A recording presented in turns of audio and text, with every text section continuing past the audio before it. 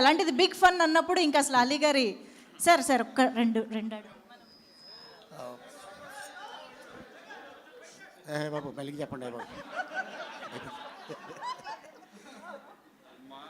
పాత్రిక మిత్రులకి, మీడియా సోదరులకి, ఇక్కడికి వచ్చిన అతిథులందరికీ నమస్కారం. వేదిక మీద ఉన్న నా మిత్రుడు శ్రీకాంత్, అంటే మిత్రుడు కాదు, మేము చెన్నై నుంచి బ్యాచిలర్స్గా కంటిన్యూ అవుతూ తర్వాత నన్ను అన్న అని పిలిచేది.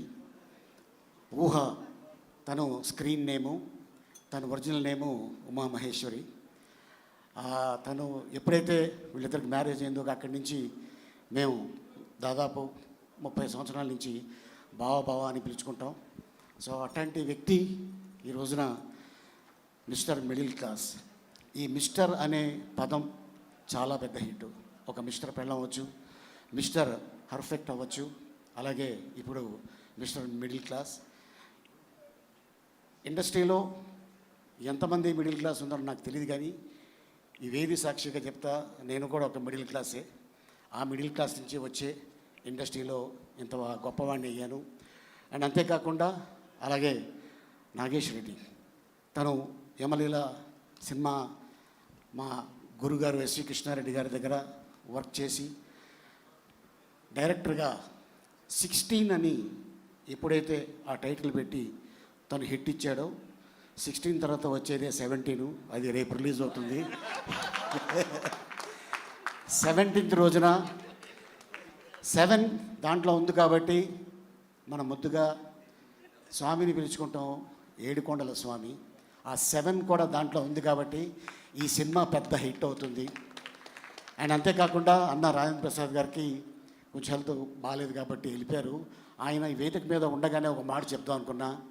ఆయనకి ఈ వేషం రావడం నిజంగా భగవంతుడు ఆయనకి ఇచ్చిన ఒక ఆస్తి. అది ఏంటంటే, ఎంతమంది యాక్టర్స్కి కొండ మీద వసతి గృహం ఉందో లేదో తెలీదు. రాజేంద్ర ప్రసాద్ గారు గవర్నమెంట్ తోటి రిక్వెస్ట్ చేసి ఒక స్థలం తీసుకొని తిరుపతి కొండ పైన ఒక గెస్ట్ హౌస్ కట్టుకున్నారు. ఎవరైనా చుట్టాలు వెళ్ళినా, ఫ్రెండ్స్ వెళ్ళినా, తెలిసిన వాళ్ళు వెళ్ళినా ఉండటానికి.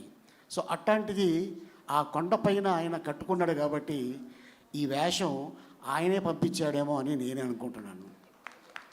అది నాగేశ్వరరెడ్డి రూపంలో. ఎందుకంటే ఇండస్ట్రీలో చాలామంది ఉన్నారు, చేయగలరు, కెపాసిటీ ఉంది, కానీ రాజేంద్ర ప్రసాద్ గారికి ఎందుకు వెళ్ళింది అన్న?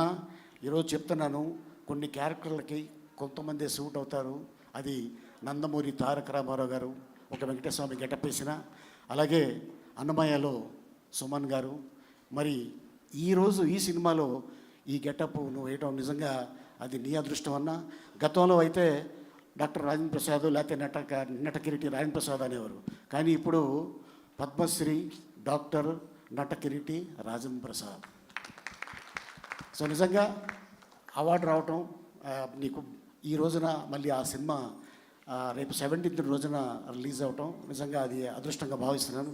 అలాగే నాగేష్ రెడ్డి తోటి దాదాపు ఒక 6 సినిమాలు నేను తన డైరెక్షన్లో యాక్ట్ చేసి ఉంటాను. అండ్ అలాగే లయ ఈ రోజున తను కర్ణాటకలో ఎక్కడో షూటింగ్ చేస్తుంది.